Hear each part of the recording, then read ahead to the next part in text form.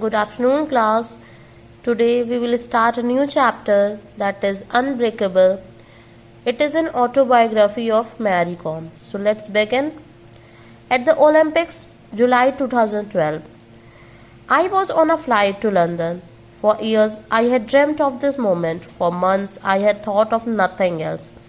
Yet I did not fully know what to expect. I called my husband, Onrel, Onler, as always, spoke words of encouragement. My sons demanded to know where I was, then commanded me to come back soon with lots of goodies. I closed my eyes and prayed. The writer here, the author was Mary Kom. So she was saying that the author was flying to London. She was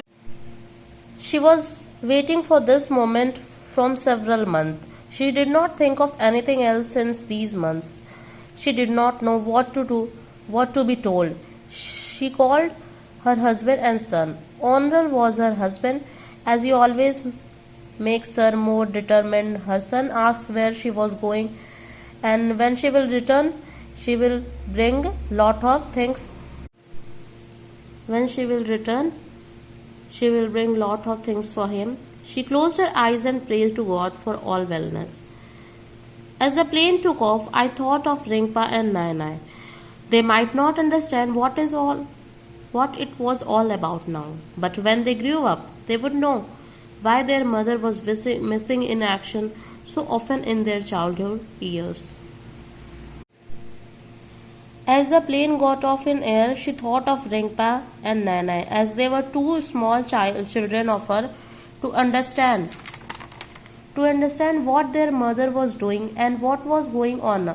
But they will know when they become young, they will know what was going there. At Heathrow, I felt as if I were a matador. At Heathrow, I felt as if I were a matador facing an angry bull. There are posters advertising the games everywhere, and I could feel my stomach fluttering with anticipation. Heathrow is a famous airport in West London. She felt like a bullfighter whom she had to fight, as there were several posters which was revealing the games, and the author became nervous and excited at the same time. Charles was waiting for me in Liverpool.